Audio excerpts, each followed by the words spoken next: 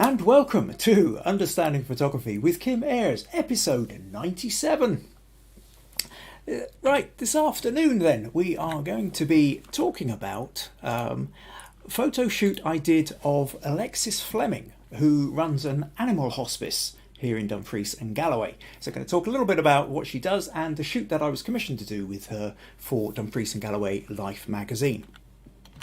Also, after that, we're going to be talking about the critique section. No, not that one. Where are we? So with the critique, Geeva has sent in this one. So he's wanting to get a little bit of feedback about what he might have done differently with this photo. Karen has had a go at sort of photographing live, singer live, and again is looking for tips, tricks. It's not something that she's usually done a great deal of. Robert was out in the car, driving in the city, stopped at the lights, saw this band going on in a window, took the photo. He sent the original in as well, asking whether he might have been able to crop it in any other way. Nurije sent in this rather amazing, interesting shot. So, but again, is wondering if she might have done something differently with it. And we've also got Katie sent in this picture of her daughter hiding amongst all the stuffed toys.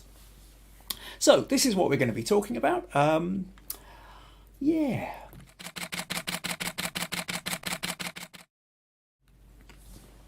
So, welcome. So here we are, live on YouTube. Sorry, just closing a few windows there.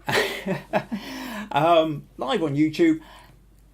We've got a chat box. Let me know you're here. Say hi, tell me where you're from, and generally speaking, quite often happens if you tell us what the weather's like where they are as well. Pretty grim out here, has to be said, in Castle Douglas. Really, well, I don't think we've been hit quite as badly with Storm Eunice as some other parts of the country. Yesterday was really quiet and barely a breeze, and today it all seems to have come back again. So, not entirely sure what's going on with that. I can see we've got a few comments in already, so let's sort of see what we've got. Pat here is saying, still here after the red alert in a moist, misty Minehead. Meg says, good afternoon, everyone. The Bevs is that Karen? Yeah, again, I is trying to remember people's YouTube handles, which isn't necessarily their name. I think it's Karen. Please let me know if I'm wrong with that.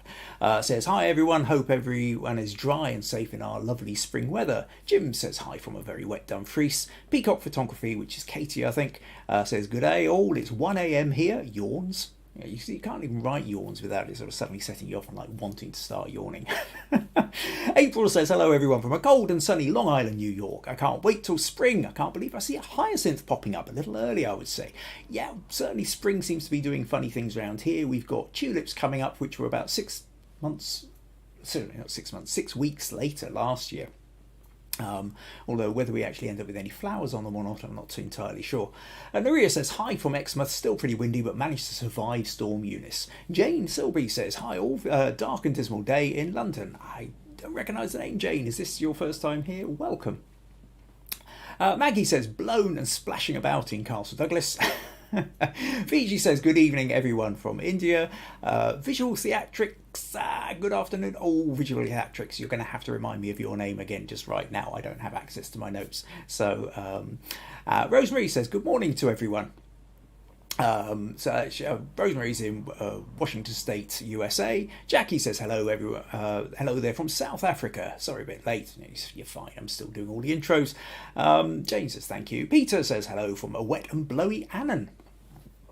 So we've got people in, we've got weather, we've got we've got a podcast to get on with. So welcome everyone. So what I'm going to talk about, well, just a wee reminder that if you find these podcasts useful, interesting, entertaining, you would like to support them in any way, then buymeacoffee.com/Kim Ayres is one of the ways you can do it. Another is, of course, you can invite all your friends along as well. And let's hope grow this wonderful community of ours. So let's have a little talk then about Alexis Fleming. So now, to give you a little bit of background, Alexis, well, really what happened for me was I got a panicked call from the editor of Dumfries and Galloway Life last summer when the photographer who was supposed to be going out and photographing Alexis had dropped out. I can't remember whether she was ill or a child was ill, but anyway, basically there was this sort of last minute thing where she needed to get the photos done.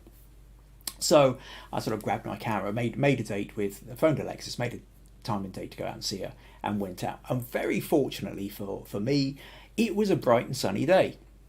You don't get so many of those in this corner of Scotland, but it was a glorious day. And what that meant was we were able to go out and about around the hospice. Now, to give you an idea of what the hospice is, the full name is the Maggie Fleming Animal Hospice and Caris Sanctuary. So essentially what it is, it's an animal hospice.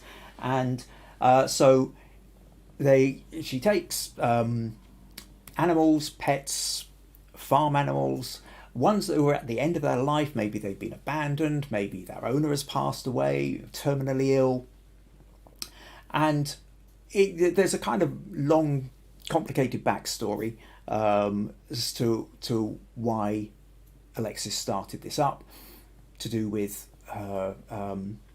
she's been through a lot of illnesses herself, faced life-threatening stuff, faced death, had a wonderful dog who was a companion, rescue dog, a strong companion for a few years, who then developed complications, went off to the vet, and then she got this phone call where essentially she had to give permission to allow the dog to be put down, and the dog died in a lot of pain at the vet, away from her. And it just sort of felt so utterly wrong that it was one of the big spurs to then sort of create an animal hospice, a place whereby animals at the end of their lives would essentially have the comfort and respect and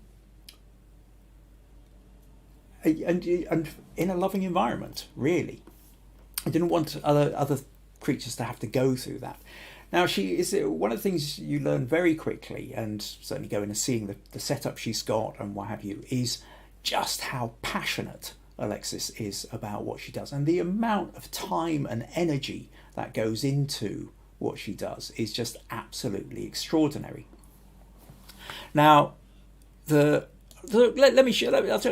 start. Let's go then on a few photos. Give you a sense of what I was up to. So one of the things. Okay, let's just start here. I mean, I did one of the photos I did was just you need the headshot. You need the starting point. So this is what she looks like. In the end, though, this photo wasn't used in the magazine, and because whilst it's a perfectly serviceable headshot, one of the things that became very, very clear once you start looking at the rest of the photos is once Alexis has an animal in her hands, or is sitting next to her, is touching and being with, that's when she relaxes and really comes to life. Well, we had various bits of fun. I'm determined to get the pigs. And the pigs just absolutely adore being around people. But they're huge and they're heavy. And so, this one lying down on the right there kind of, fell over. And then this other one came in and just sort of started pushing himself right up against her. And Alexis was getting squashed and squeezed and all the rest of it. And we took several photos, and this was the one that I liked the best with this. But it's not just the kind of the big farm animals, chickens as well. Some of these terrible state. There's a lot of ones that are being rescued from battery farms and what have you. And at the moment, if I remember rightly, she's just been through. She's just managed to rescue, I think it's over 100 cockerels from a farm. There was a missexing going on in the eggs, and these things they're usually kind of destroyed almost, very quickly, ground up. But she managed to. There was a rescue attempt. Managed to get some funds. The grounds she lives on are kind of constantly expanding with all the different parts of the animal shelters that she's putting up for whether it's housing pigs or hens or lambs, dogs, sort of any number of different creatures. And what we know, if you actually start looking close up with this, you can see where the feathers are not there. The conditions some of these animals have been treated in, being kept in, are just absolutely appalling. Alexis herself, there's no limit. It's not like, for a lot of people, it's a case of, well, we're happy with the cute mammals. We're happy with the little puppies and the kittens. Maybe when they grow up, less happy. Some people are much more happy with the grown. But once you start getting into birds or chickens or other creatures, there's maybe less empathy, less connection. For Alexis, though, the connection is there all the way through. What I found interesting with this photo, I took two. I took this one and I took this one. And of the two of them, I much prefer this one. This one, you can just see the way Alexis is holding the chicken, and there's a really deep, powerful connection. Now, Dumfries and Galloway Life use one of these, but of course they use this one. And that's kind of understandable given the kind of family magazine aspect of it. But you know, there's moments when you sort of capture the real kind of deep emotion, deep connection that Alexis has with the animals on a farm. These were fun. This one I've been using, I think, as the promotional image for this podcast. We've got dog, we've got cockerel. This particular cockerel following us about, strutting his stuff, absolute sort of lord of the farm. And this particular photo I really liked. I took several at this. There was a point whereby I'm just kind of going click, click, click, click, click, because I can feel the lines, the angles, the way that, you know, from the legs you've got to get the diagonal sort of sweeping up, and then as the sheet curves around, you've got the cockerel there. The only thing I was desperate to get, I kind of really wished the dog was facing the camera. But in that way, they always say never work with children and animals. The reason being is that you have no control. We couldn't get the dog to turn around and face the camera in the way, you know, I have some where the dog's half facing the camera, but then the whole of the rest of the composition didn't work. But that's looking at it obviously with a photographer's eye. But I really, there's something about this one I just really kind of like the composition. What was interesting is in Dumfries and Galloway Life, although it didn't end up on the cover, it did end up on the contents page, which I always tend to think, I think the contents page is one of these where it's like the second cover. It's like, if you don't get on the cover, this is the one the editor would have liked if they hadn't already made another choice. So, kind of the consolation prize. Other ones we have, I mean, took a couple of photos of Alexis with sheep, lambs. And now, an interesting point for the photographers among you here about layout is, this is not a traditional layout. If I was putting this photo, I wouldn't put this photo into a contest competition or even print it up like this to put on the wall, because you've got all this empty space to the left of it. So why would you? So why did I take the photo like this? Why haven't I cropped in? And the simple fact is, this is designed for the magazine, because what you're really thinking of here is the double page spread. And if you take a look here, this is the double page spread, because, in fact, let's just flick back here so you can get a better sense of the picture I'm talking about. And what you can see is we've got Alexis then, sorry, over here, and then we've got the intro text sitting on the left side, the left side of the picture. And so you take this photo with the idea that you need a neutral space on one half of the photo where the intro, where the headline and the introductory text can sit. So it's another thing to understand that when you are photographing for a magazine, and obviously this varies from magazine to magazine as well, you really have to know either your picture editor or the main editor, you know, depending on the size of the magazine and the related, but you need to know who's in charge, building a relationship with them so that you know what kind of photos they are going to find most useful. It's like when you're doing a cover photo, a bit like, you know, I mean, I designed this one, which I thought would be a really good cover photo. Like I say, it made the contents page, didn't quite make the cover. But there's a sense with this where, again, I might naturally have just cropped in a little bit off the bottom and the top and come in a little bit closer.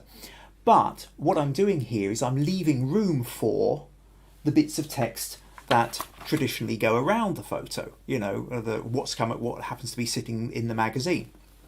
So you need to leave that kind of space around when you're designing a photo which could potentially end up on the cover.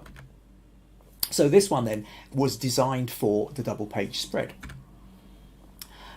This one, you know, could work as a single page. This one, lovely sort of feeding time actually sort of ended up as a sort of semi-double page spread where, it's cut across, but we've got the writing underneath. So a little bit cropped down at the bottom half of the, or bottom quarter, bottom sort of sixth or something like that, cropped off the bottom to allow for the text.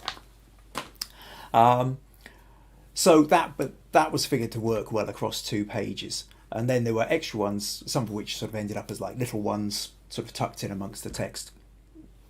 And I threw this one as an extra. I didn't actually expect this one to be used, but lo and behold, they did in fact sort of slot this one in as well. So with this particular shoot, and it's one of those things whereby, we have the contents page. So we've got 1, then we've got that, 2, then we've got this one, 3, then we've got the pig, 4, we've got feeding the stuff, 5, we've got the cockerel, 6, and then we've also got another 2, 7, and then holding the chicken in the bottom, 8.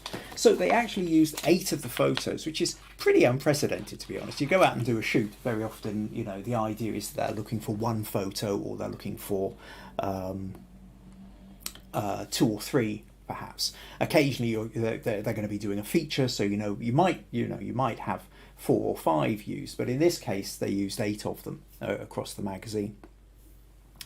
Now,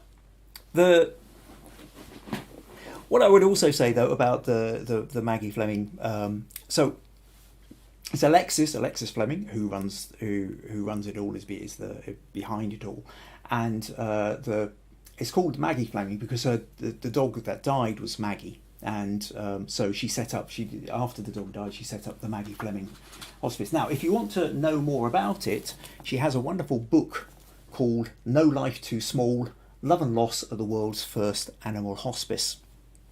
So if you go to the Maggie Fleming Animal Hospice.org.uk. Now, if you're watching this on YouTube, then in the description part of this, if you go to the description part of this YouTube video, there's a link that goes straight through there. It goes through there. You can buy the book. You can find out more about the background. But also you can. This is worth remembering that this is also funded entirely on donations. So also at the site, you can donate, and there you can go to the donation page, and there's a place where what £5 will get you, what 20 quid will get you, what 50 quid will get you. Needless to say, when you've got a whole load of animals, you've got buildings, you've got upkeep, quite apart from food, vet bills, all this kind of stuff, that it's a high cost enterprise, but it's a charity and it's run completely on donations and people coming and helping out and giving their time for free. Nobody's making any money out of this, that's for certain, but it is hugely emotional, passion project. Well, not project, I was going to say business, but it's not a business. Charity. It's charity looking after these animals. So if you do go take a look at the website, do go check her out. You'll find there's also she's always putting up new blog posts, photos, stuff that goes on. So there's the Instagram account, there's the Facebook page, lots of great stuff to follow. So that's really what I wanted to tell you about. It was a great shoot. It was lovely to really get to know Alexis better. I'll get to know her at all at this point. I didn't know exactly what I was going to be up against, but seeing her, she took me around the place and she's telling me all what's going on. It was incredible. Like I say, the intensity and the passion for what she does. There are no half measures. It's all in, and I get the feeling that basically there isn't a day that goes past where there aren't tears shed and hearts broken. She's dealing with animals at the end of their lives, trying to make their passing as peaceful and loved and comfortable as possible, whereas so many of them have come from very, very harsh conditions. So do check out our website, do donate if you can, but yeah, certainly one worth following. And really, really fun, interesting shoot for me. So I can see we've got a few comments here. So let's see what we've got. Katie says, like palliative care for animals. Yes, that's basically it exactly. Most things that talk about that idea is like where people teach you how to give palliative care to your animal at home, but this is a whole place specifically dedicated to it. VG says, very kind and powerful eyes. Katie says, beautiful light on her head. Can't remember which photo that was, but quite possibly, yeah, quite a few of the photos, what I did, I've deliberately put the sun behind her in order to get the backlight. One of the things you'll remember, for anybody who's watched these podcasts for a while, is backlight is kind of like the photographer's secret weapon. So let's just show you again, for those who are kind of, so, like if you look here, so the sun is coming from behind her. You can see it's hitting the side of her face here, but it's mostly behind, so it's lighting up her hair. But because it's a really bright day and there's light reflecting about all over the place, she's not dropped into silhouette. She was a little bit dark, and in the editing I've brightened up her face and a bit, but it's this notion here. You'll see it again. You can see here where the shadow, if you look at the shadows in the foreground, the way the sun's coming from above but from behind. And with each of these photos, then it creates this kind of halo effect, and it creates a separation that makes her sort of stand out from the background. If the light was, take this one for example, if the light was coming from the same direction, if I had the sun behind me, so the sun was coming from the same direction as the camera as such, her hair would be darker, more in shadow, and the background would kind of blend in more. Also, she would then end up squinting somewhat because she'd have the light in her eyes. So that that trick of making sure that if you could, wherever you can, if you can get a backlight, it really kind of adds an extra level of depth to the photo. Stacey said, good morning here, a little late, cold in Pennsylvania. The Bev's Karen. Oh, it is Karen. Good, Galleria. Thank you. So that's Fab shot with the pigs. April says, what she does is really awesome. Jane says, she is something else.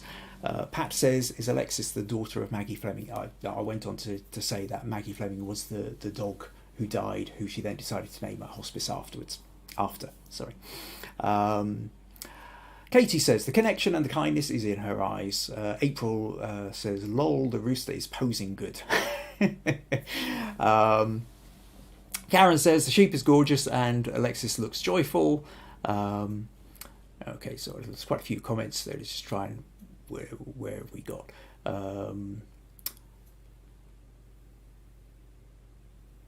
Okay, Rosemary, helpful about leaving room for text. Have to do this with song slides too.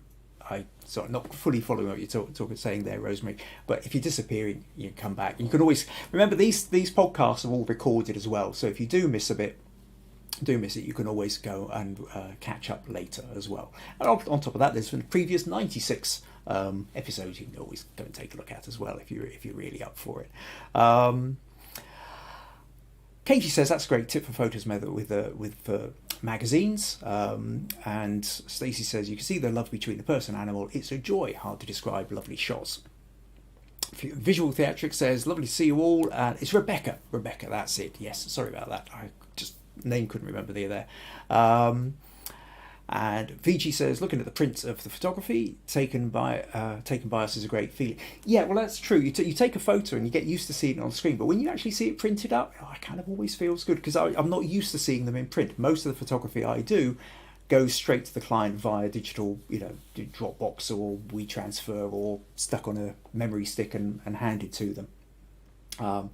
So I very rarely actually get to see my photos printed up. So when they are printed up in a magazine, it's always kind of a little bit of a thrill, to be honest. It was quite fun.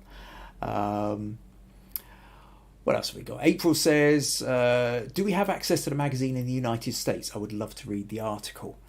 Yeah, I think you can. I know you could. I know that you can subscribe to the magazine. I'm not sure whether this one is still available. Get back to me. I'll get back to you on that one. I'll send you a message.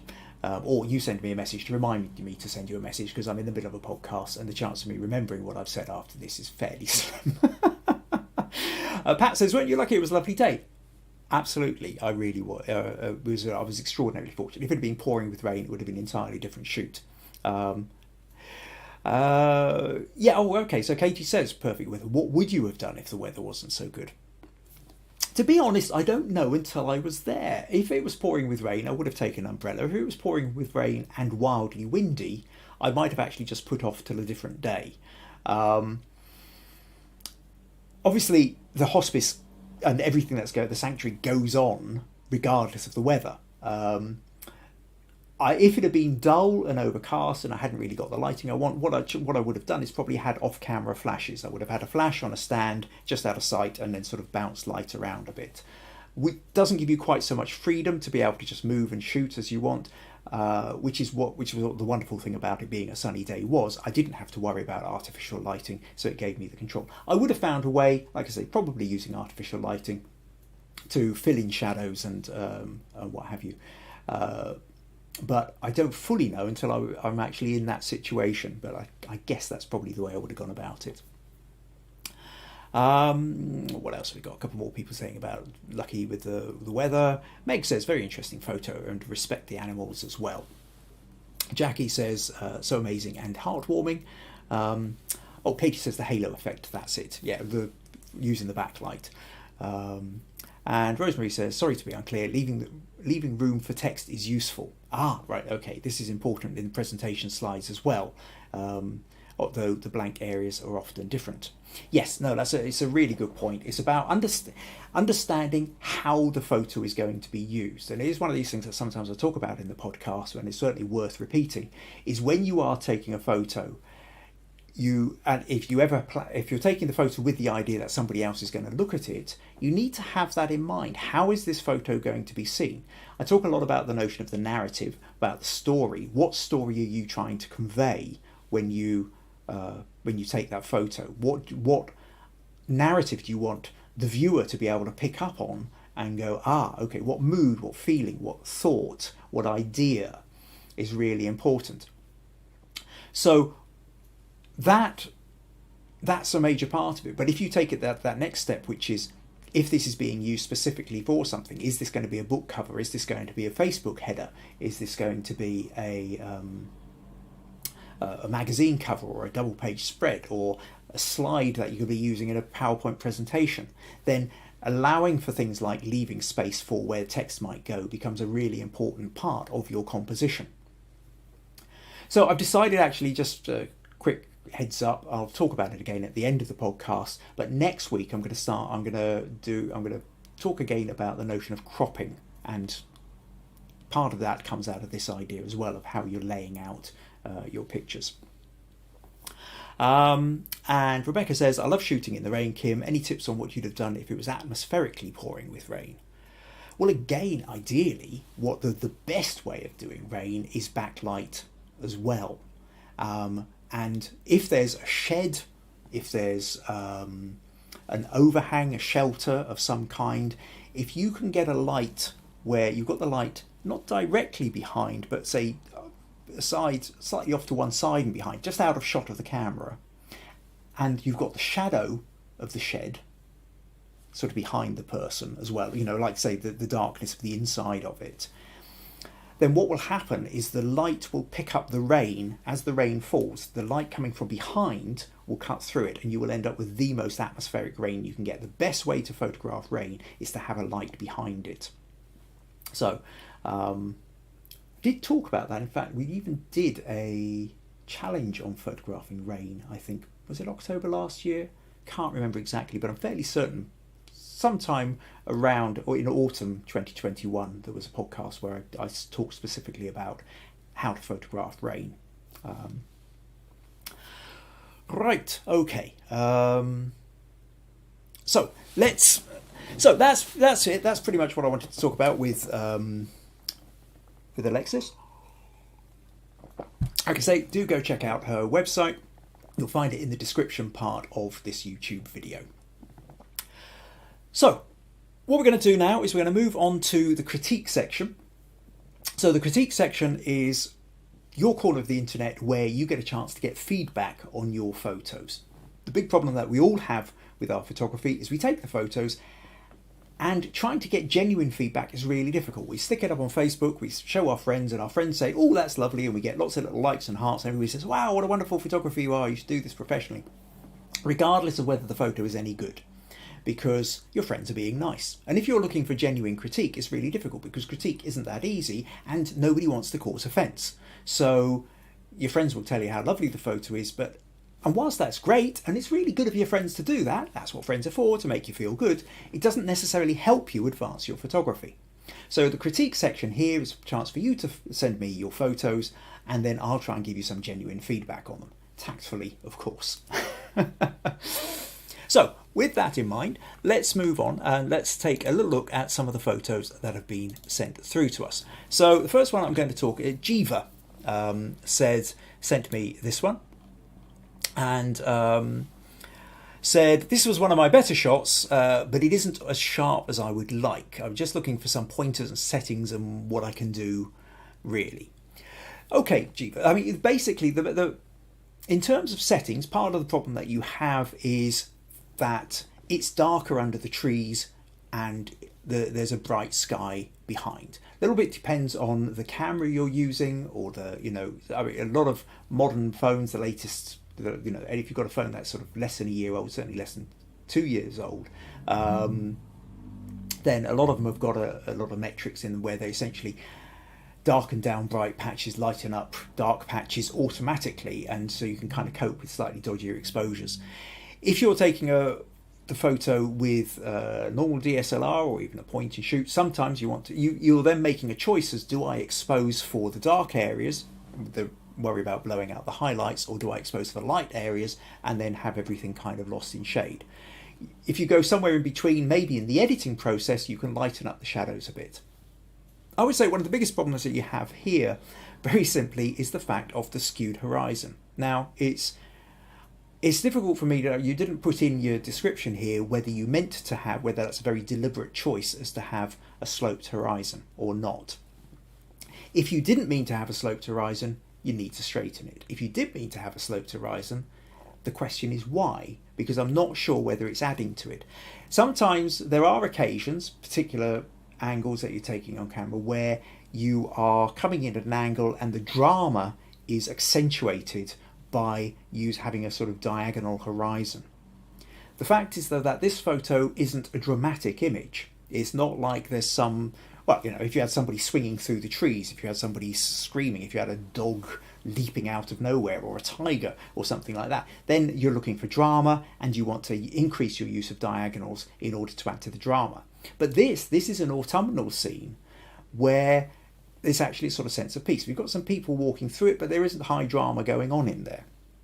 So if let's just open this with Photoshop for a moment. And so you really just come out here, just straighten that horizon a bit, and automatically it kind of feels like a slightly better photo to me. Other problem that we've got here as well, though, is that there's a lot of space in the foreground which isn't really doing anything. Now, if you had another tree that was sort of just here roughly above where you've got your signature, and another tree over here on the other side that was coming up, then that would give you that sort of sense of moving down and would help to add to that. But because you don't have that, you kind of feel like really what I want to do is move in closer, and you end up with something maybe a little bit more like that. What that also helps to do is accentuate the sense of the height of the trees, because that's really what your narrative is about. Whilst there are people in here, the people are smaller, faded, they're not looking at the camera, that's not really where the story is. And if the story was about the people, then what you would want to be doing is you would want to be cropping it something like this. Because then what we can see is the way the narrative sits is it's about the people in the setting. But the fact that you've taken it from so far out means that it's not really about the people, it's about the setting. The people are only there to enhance the setting. And what's the setting? The setting is these tall trees in the avenue. So by coming in closer, we're getting a better sense of the height of it. The one other thing that I would say about this, if we go back to here, which becomes an interesting point of debate as well, which is you've put a signature on, and what that's doing is, I would say, detracting from the photo. If you're wanting people to enjoy the photo, then they look at the photo. As soon as you see a piece of bright text sitting in one corner, your eye immediately gets drawn down to the text. So what you're doing by that is creating a conflict in your narrative. You want the viewer to be looking at the trees and enjoying the photo, but instead their eye is getting pulled straight down to go, oh, Geeva. Is that adding to the photo? No. Now, if this photo's on your Instagram, on your Facebook page, they know it's you, okay? So do you need to have it there? Now, occasionally I will do photos, and I will put, I will have my Facebook address subtly down in one corner. And that's because it's a photo whereby it's been agreed that the person I've done the shoot for is going to be sharing the photo in order to promote, and one of the side effects of this is they are hoping to promote me. And I just make sure I've got a little thing down in the bottom corner, subtly, not really catching attention, only there for anybody who wants to look at it. If it's there to try and stop someone stealing your photo, it won't work at all, because straightforwardly, if I take this photo and I'm in Photoshop and I go to the healing tool and I do that, there we go. Gone is your signature, and you can't tell. So having the signature there isn't going to stop someone stealing your photo if they're determined to steal it. And what it is doing, though, is it's detracting attention. So it's one of those things you kind of got to balance up a little bit. I mean, I have seen people who, because they're so paranoid about their picture being taken, that they then put their signature right smack bang in the middle across the whole photo. And basically the photo, you can't even really see what the photo is anymore, in which case you've spoiled. Nobody's looking at it. So nobody's looking at it, nobody's hanging around on it, nobody's interested. All it looks like is your ego is bigger than your ability, and it gets ignored. So it doesn't actually help you spread your name either. So it is a bit of a tricky one, and there is certainly room for debate. But generally speaking, my feeling tends to be skip the. There are a few instances, but not many, when having your signature at the bottom of the photo or on the photo at all is worthwhile. But anyway, interesting debate point. So thanks for sending that one in, Geeva, and I hope my suggestions have given you a few ideas there. Oh, John's here, says good day from Ohio. Glad you can make it, John. Katie says centre the leading line. I guess that's probably coming in before I talked about cropping the photo. Pat says great effect straightening it. Katie says love the little people amongst the giant chunks. Yeah, that works really well. Having those little people there gives you that sense of scale. VG says I agree about the signature. It does detract. And of course we can crop the signature off as well as take it out. Karen says I like the crop from the sides and love the autumnal colours. Rosemary says I heard the best way to protect your image from online thievery is to reduce the file size so that any prints would be pixelated. Well, this is true if you're worried about people printing up your picture, but by and large anything you send to you put up on Facebook, for example, or Instagram gets shrunk down anyway, because they're reducing the amount of, they have millions of photos uploaded, so they reduce the size of them to help with storage space things, and so the quality is always less than anyway. So a lot of them don't really work for printing up as is if you're stealing anything from the web. Jackie says I also find the signature distracts, and Stacey says I usually put my signature on the bottom and it's very small and almost unseen. Oh, and April says she loves the crop. Cool. Okay, so let's move. Oh, I know what I was going to say. It was a kind of quick thing. I did my question of the week that I did on Facebook this year was this week was how organised are you with your photos? If you need to track down a particular photo, how easy is it to find it? And we got all sorts of answers, an awful lot of them being What does organised mean, or I haven't a clue, or is one of these things that I'm still struggling with. Having said that, Jackie turned around and said that she's got a system, means that she can find her photos anytime she likes. Somebody, I can't remember now whether it was John or Roy, actually said that they actually use an index card system, writing little cards, and then they can go and cross-reference and what have you.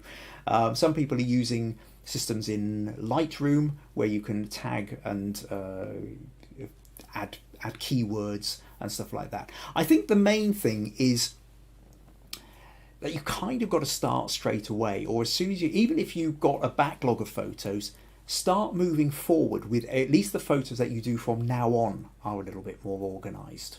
If you do have a system like Lightroom or Bridge or whatever that allows you to use keywords or what have you for the photos you take. If you're using a date system, like I say, do year, month, day. So it's 2022 -02 was it the 19th today? Was it the 20th? No, it's the 20th today. Yep.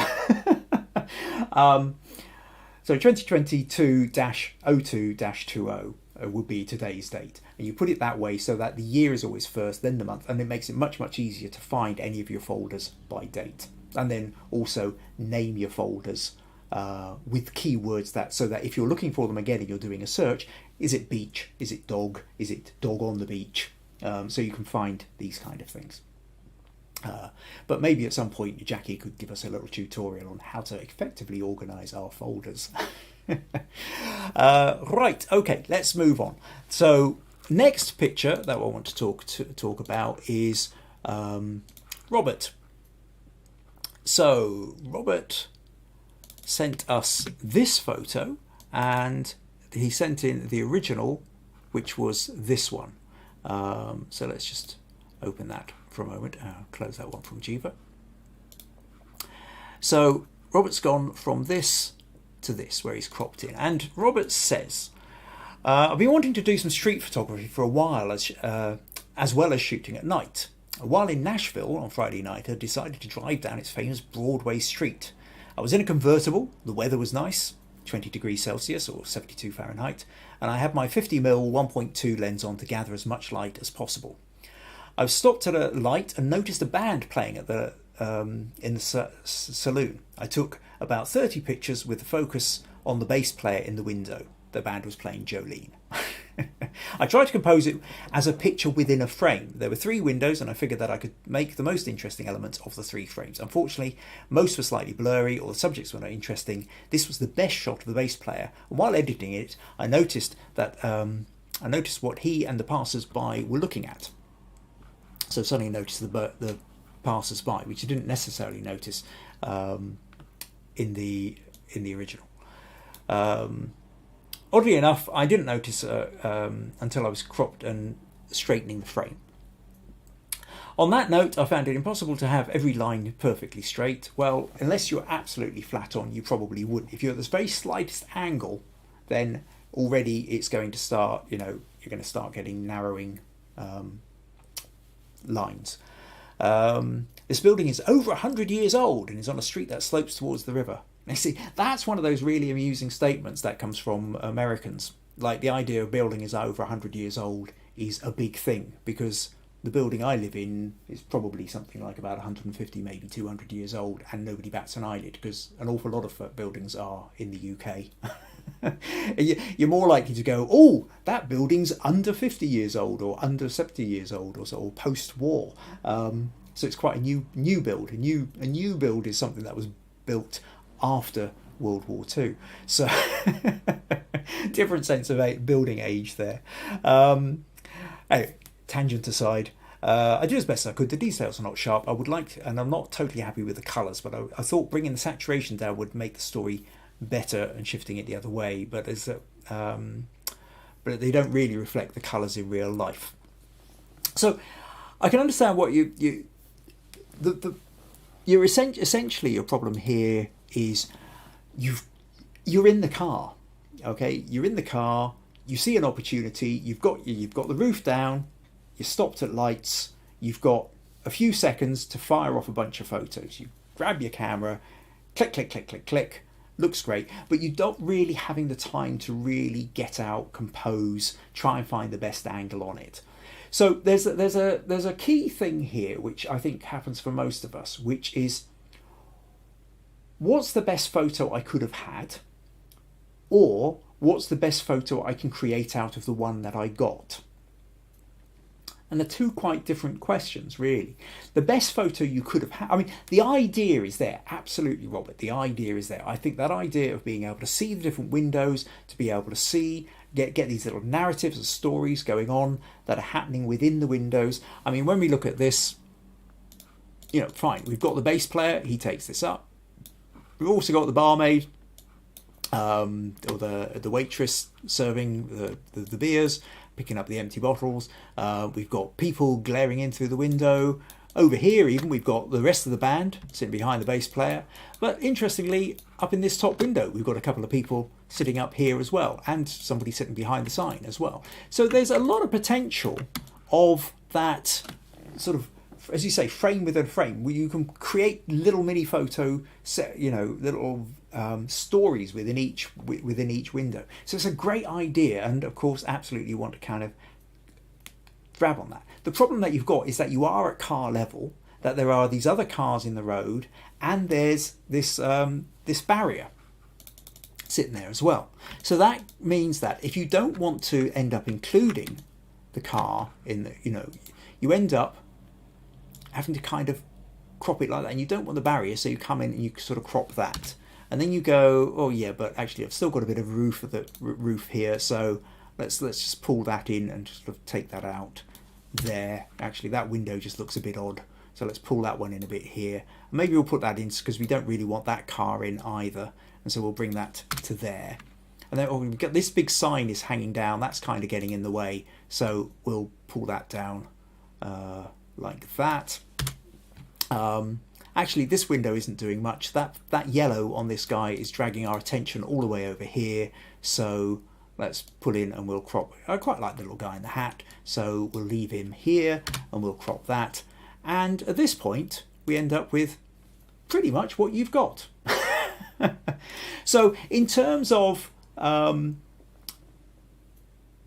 you know, and I can see what you've also done is you have straightened the lines a bit. It looks like we've probably done is, yeah, so a little bit of too light grabbing up the top there, and then if we take that Control T and then just sort of drag that line over that way a bit, we kind of straighten the line somewhat, and yeah, almost identical. So it's my crop to your crop there.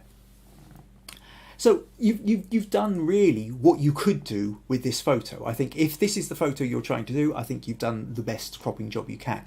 Colours always difficult. At night time, you've got neon lights, you've got yellow street lights, you've got bar lights.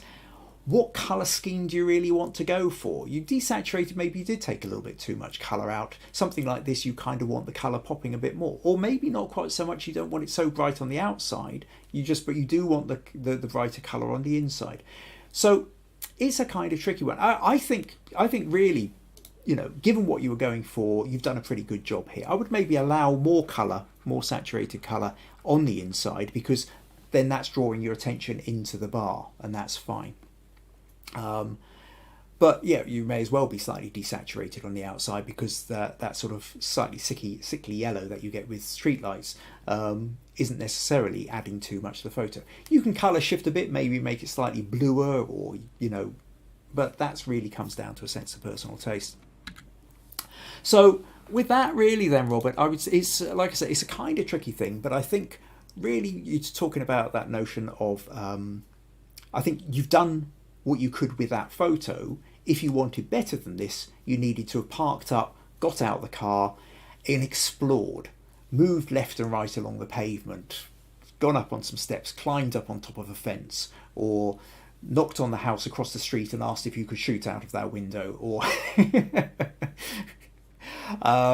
whatever else, you know, that you would have had to have found other solutions for it, or even just got out, walked up and down the street and sort of looked for other bars and places, depending on how safe you feel as well, walking around with an expensive camera in a dark street or in a city.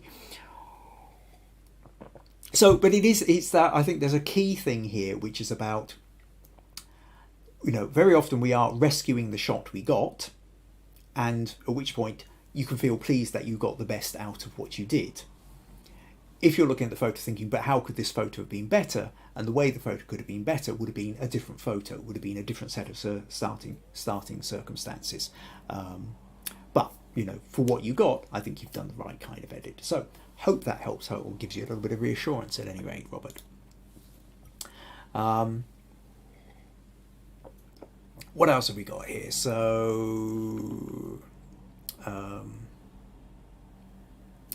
okay, well, Stacey, okay, so talking about filing systems, Stacey says, I was going to answer, my system is putting everything on a file using something about photographs. On Lightroom, I use date and titles.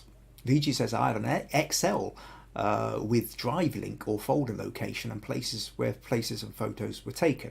It's easier to track and keep them on the cloud, so easy to track. Karen says, I like the idea of the photo, and that it was just in the moment. Okay, so we're now into Robert's photo. VG says framing is good. April says, a good photo for being in the car. John says, too bad about the car parked in front. April says, can you erase the car in Photoshop? John says, I like the crop you made. And Katie says, great crop, Kim. Love the purple, pink, and the green hat guy looking in the back in the window to the player. Or purple/pink lighting from the inside. Okay, just to drop back now to April's picture. Can you Photoshop out the car? Now, there's limits to what you can do here. So let's go back and just take a little look here. Not very well. If you look at this car is taking up a huge amount of the picture, and photoshopping out isn't really is not removing something and finding the background behind it, because the photo never took the background behind it. What you essentially end up doing is you end up painting over the top of the car. So what I might do, for example, is if I use the patch tool and what I'm, no, what is it? Yeah. So I take a bit of the car, about round like that, and then I try and move some of the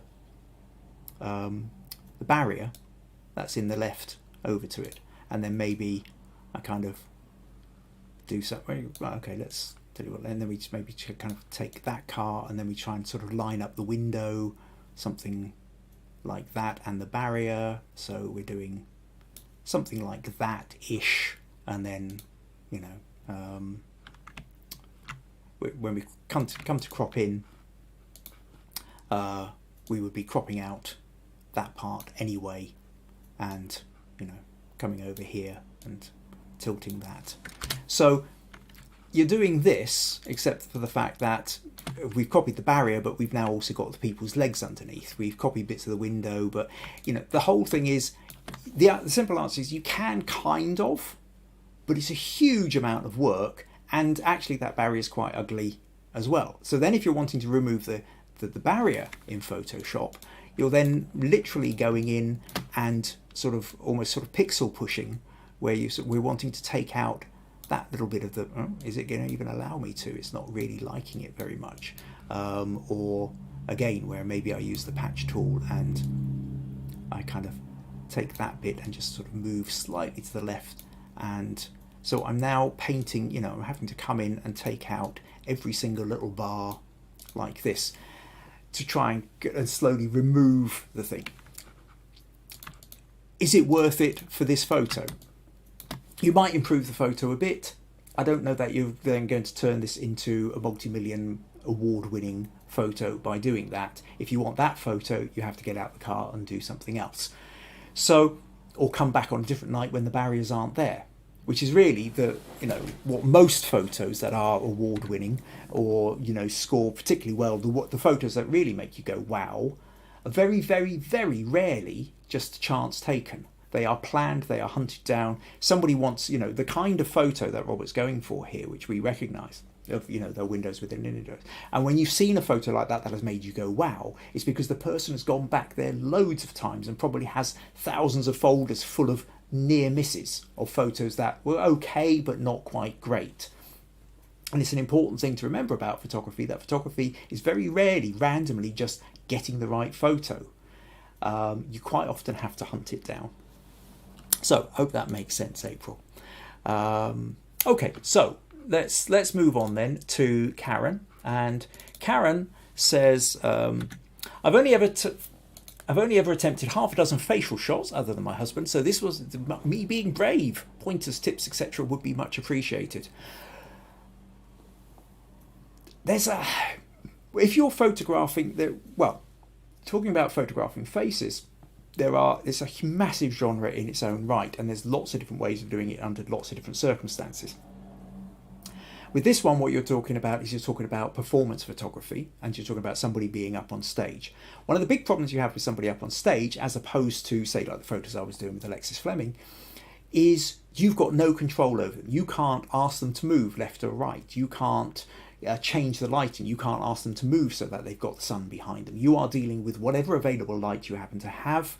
You are dealing with whatever position they choose to be in. And if they don't choose to be in a position which is going to help you make a good photo, you're never really going to get a good photo. You might get an okay photo for what was there on the day, but it's going to be particularly tricky to get the kind of standout photo that you're perhaps hoping to get. The problem here, we've got the sun. It looks like sunlight coming straight on the side of her face. Some of the light is bouncing off the face. So there's a kind of technical difficulty with this as well. Generally speaking, if you're trying to get a performance photo, there's two ways of doing this. You're either trying to get you either want to be closer in, like you really want to sort of, what you're after is the expression on her face, right? And the fact that as she's singing this really soulful moment bit and the emotion is kind of pushing through, it's the emotion. If it's the emotion you're trying to capture, then you kind of want this shot. This is where you have your big zoom lens on your camera and you're just trying to get in as close as you can. If, on the other hand, what you're trying to get is the musician side of it, you've got to be further out, because here we've got a hint of a guitar, and you can just about see the nail varnish on two fingers sitting there, but we've not really got much of it. And at this point, what we really want is to be further out and get the body language of it. And so often with photos, I know I do say this quite often, but bears repeating, is very often with your photo, take your photo and then think closer in or further out, or both. If you go shoot from further back, you have more options to crop in, although if you go too far back, you can't crop in too far because you then lose quality. Or do you want to get in closer and pick up on a specific aspect of emotion, expression, or something like that? So within that's kind of where you're coming from. If you get the chance to photograph bands, you go along to festivals or concerts or whatever, think about the whole body, think about the body in the context of the stage, of other musicians perhaps. Think about body language. Are you getting nice diagonals and curves? Remember what I keep talking about, the notion of diagonals are where the energy is. Diagonals tend to be where the movement is. So are you trying to capture the point where her arm and shoulder is coming out, where she's tilting her head, where the guitar is coming up at an angle? These things will all help create that sense of an energy. If you're going for a very sort of static, where it's all about the verticals and the horizontals, that slows the energy down. So it is one of these tricky things. I think performance photography is a really difficult one to get, and where there's a high miss rate or a low hit rate, I should say. You will take a lot of photos and very few of them will really be likely to be the ones you kind of want. But then that just becomes part of it. You take a whole load of photos and you learn with every photo you do. Every photo you get wrong, you learn something from. You learn more from the photos you get wrong than the photos you get right. Photos you get right, oh, well, that's great, it worked, you know what you did. Photos you got wrong, you had to change, you had to learn, you had to do something else. So that's where you learn. So I could very easily do a whole podcast on this. In fact, I think I have, or I've certainly done a whole chunk of a podcast once before. I talked about photographing bands in pubs, I think. But for a quick critique, I hope that at least gives you some sort of starting points there, Karen, anyway. But yeah, thank you for sending that in.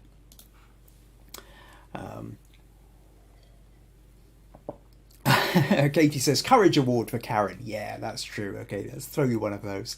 April says, very windy day, I see. Very natural. And Katie says, iconic glasses with a beautiful blue backdrop. Cool. Okay, so let's move on then to Nurije. So Nurije sent in this one, which is really quite fascinating. Says, went off to a beautiful artwork called The Museum of the Moon by Luc Gerams, which is displayed at Exeter Cathedral. So any feedback would be appreciated, especially cropping and lighting. She also sent me the original. In fact, well, that is the original actually, is it? I think. Yes, sorry. This is the edited version, and this is the original. So you can see she's brightened the colours a bit and cropped in a little bit. And kind of here, I mean, I think pretty much Nurije, this is almost identical to Robert, I would say, is for the photo you've taken, I think you've made the right decisions. There's a number of different ways you could crop this, but the way you would crop it indicates really that you might have then taken the photo differently. So, for example, if you wanted to make more of the height of the cathedral, then you would have turned the camera into portrait fashion, and then maybe what you would have done is had it going up even higher, something like that. So let's just do a quick content aware, which will be terrible, but just to fill in the gap. But there you go. So, you know, then it's all about the height of the cathedral that it happens to be in. Alternatively, if it's about the people underneath, then what you really want to do is you want to be somewhere in here.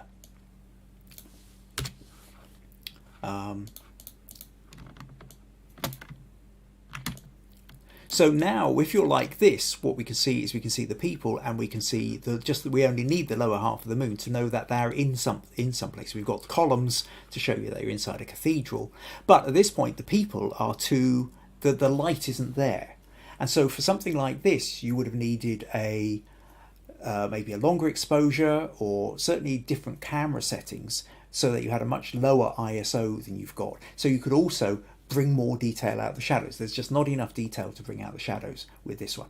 So that's again the difference between a kind of an opportunist shot and a prepared shot. If you knew you were going back there and you wanted to take a photo specifically of the people in relation to the size of this incredible moon, then you would need to understand about you're dealing with essentially low light photography conditions in that. But given that what you're trying to do is get a sense of this moon in the lit up cathedral with the people, you're pretty much there.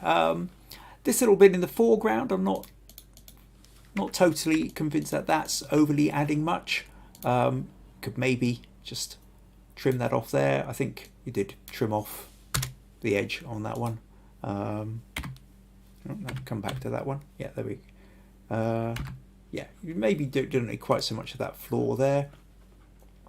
But beyond that, again, I think for the decisions for the photo you've got, I think you've pretty much made the right kind of decisions that you needed.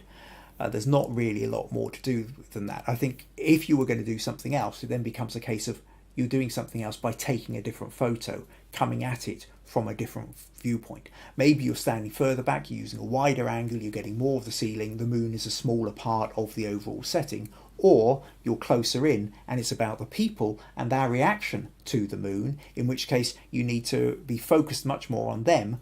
You only maybe then need part of the moon to know what the people are reacting to, but you then need to have much more in the way of being able to bring out the detail so we can see the people and we empathise or wonder what it's like being with the people that are in it.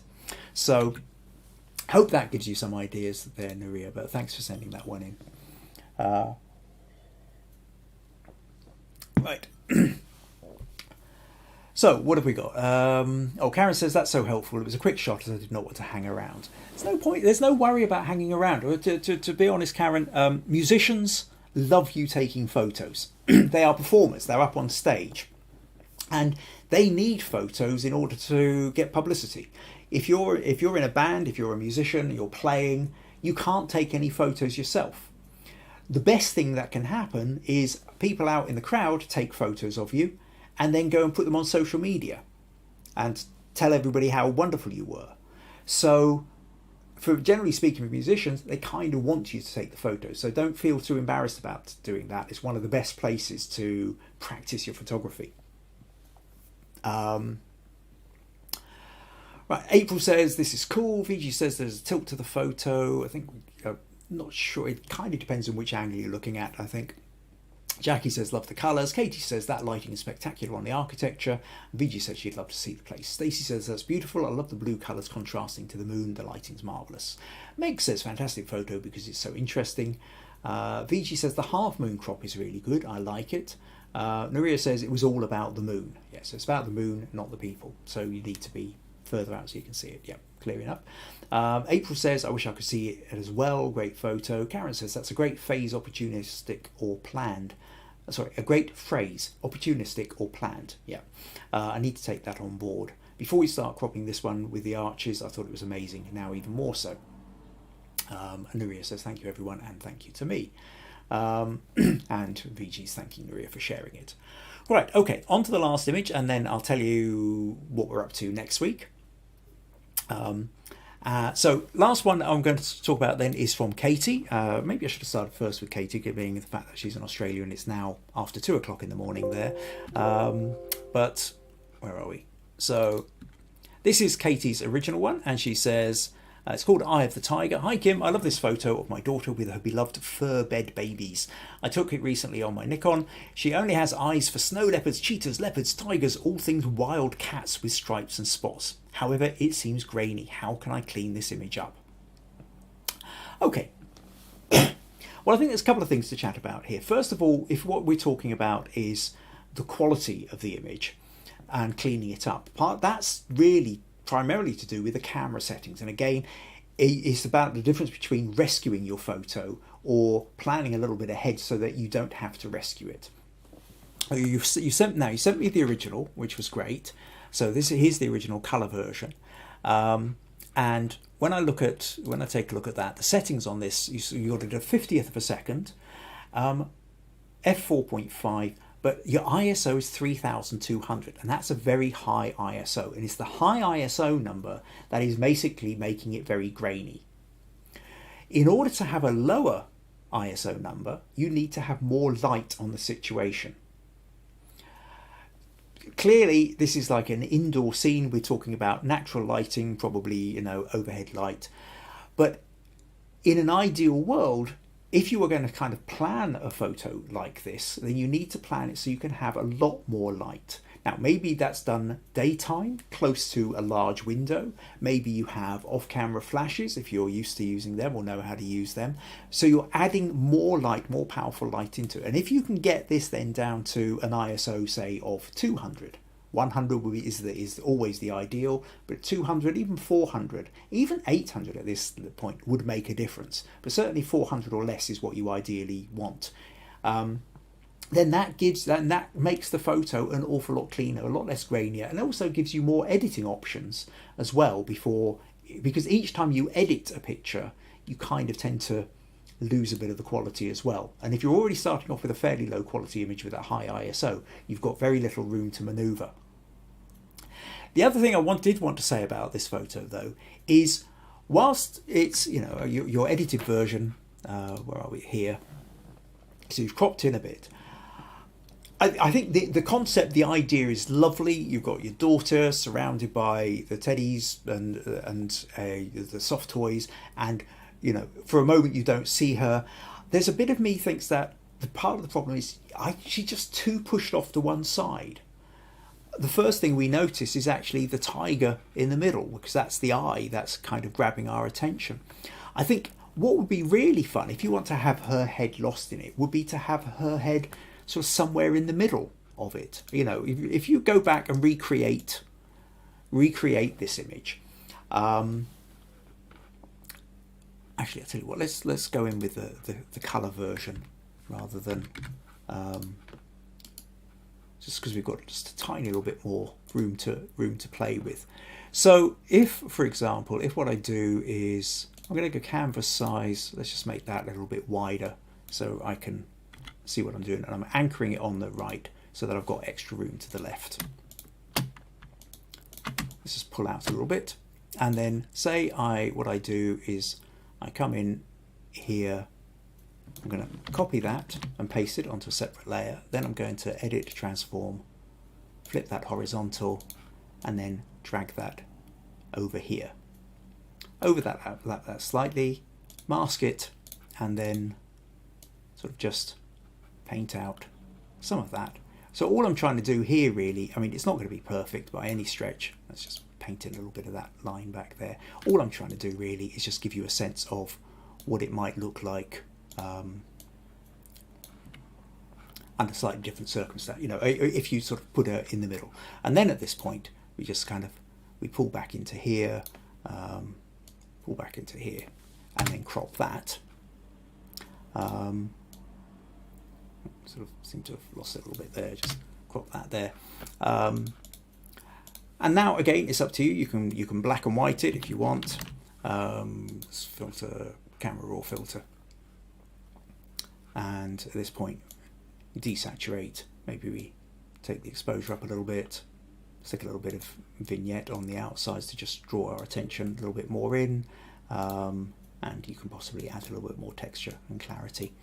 In the detail bit, perhaps you're adding a little bit of noise reduction to try and get rid of some of the grain there. But I think what you can see here then, you know, you've just got the head poking out of all the toys kind of flying around. And I think, generally speaking, if you're talking about composition-wise, I think that tends to be a bit more. You could even layer up a couple more around and behind her head, so that, you know, and I think that then you've got a really kind of fun photo. Again, in the editing with this, perhaps what we might do is just lighten that, but I don't want it all lightened. We're just trying to lighten her face a little bit so we can see her a touch more in there. So, not that one, sorry. Oh dear, one of these days I will get through an entire podcast without messing up the transitions. Let's just go for that. So hopefully then that gives you some ideas to play around with. Just to give you that's about the composition. The other bit that I was saying about is if you're talking about the problem with it being too grainy, it's generally speaking because your ISO is too high. If your ISO is too high, it's because you need you need to have more light coming into your camera for those settings. So it's about the planning. So hope that helps. Right, okay, so what have we got here? Okay, a couple of people saying how cute it is. Jackie likes the name for the photograph. Katie says correct daytime with natural light. Yeah, try if you can kind of get a big window, you know, a lot of light coming in will certainly help. Stacey says cute and adorable, little girls and their favourite stuffed animals. Katie says odd one out, I was planning to camouflage her. VG suggesting a camouflage, but maybe she should be in the middle. And I think, and Stacey also says we're going to suggest he was in the centre. And Katie saying good information for the tip for her to be in the middle. So it looks like everybody else is sort of getting there just before I was I was getting there. Rosemary says I love the edit with April's daughter as the focus of the photo. Such a sweet photo and happy memory. Clever fix. April likes the fix. Katie says love it. I'm going to go back and experiment further. Good. That's the bit that warms my heart there, Katie, is that if something I've said has inspired you to say, okay, let's go back and try again, I'm doing the right job. Good, thank you. Okay, a couple of other people saying great fix and adorable photo. And Katie saying 100% ISO, awesome feedback, couldn't figure it out. Good, I'm glad that one made sense too. Okay, that pretty much brings us, that's the end of the images. So to let you know then for next week, just before, I will say the Kirkcudbright photo competition. For anybody who lives locally or for anybody who's ever been to Kirkcudbright and has photos that they would like to enter into the competition. I was talking more at length about this last week. But Kirkcudbright galleries have a competition to get photos of Kirkcudbright and its surrounding area, and Ideally, I think sort of people within it, but I'm involved in the judging process. I've also done some videos to go along, which some of you actually turned up and helped me with the podcasts. They're leaving wonderful comments. But the competition is still running for another week. It closes on the 28th, so it's a week tomorrow, 5 p.m. UK time. So make sure you get your photos in. cathedralgalleries.org.uk. I think, at least let me just double check that. Yes, cathedralgalleries.org.uk. Go and check probably last week's podcast or whatever, or email me if you don't have the link. You can find it easily enough. Go to the photo competition page. So don't forget that that's there. Now, as for next week, one of the things that we're going to talk about, I've decided I'm going to talk about cropping. Now, it was either somewhere, I think, maybe my second or third podcast when I started these in April, nearly 2 years ago. I did a section on cropping, but it is one of those things that crops up, forgive the pun, on pretty much almost every critique section. There's nearly always at least one photo or more that needs straightening up, recropping, thinking about that. So the podcasts have come a long way since then. I thought a lot of you weren't around right back on podcast number 1, 2, 3, 4. So I thought what I'm going to do is I'm going to revisit the notion of cropping and sort of try and give you some hints and tips and tricks to think about how you crop your photos moving forward. So do make sure you pop up for that. Come by for stick around next week, come back next week for that. There'll be another critique section. So if you want to get some feedback on your photos, make sure to either put them into the Facebook group of Understanding Photography with Kim Ayres. If you don't do Facebook, email me the image and I'll try and do my best to give you the feedback on that. That, I think, pretty much brings us to the end. If you liked the information I talked about if you like the Alexis Fleming photos and you would like to support the Maggie Fleming Animal Hospice, then go to the details in the description part of this YouTube video and you'll find a link through to the Maggie Fleming Animal Hospice there for finding out more information about what it is she does, how to buy her book, and where you can donate. That's pretty much us. Look forward to seeing you all next Sunday. The last few comments seem to be mostly all right, yeah. Katie's wondering how you spell Kirkcudbright. My wife's put in Kirkcudbright. Fair enough, yeah, that's all going in. Lots of goodbyes and thank yous and all the rest of it. So there we go. See you all next week. Take care. Bye-bye.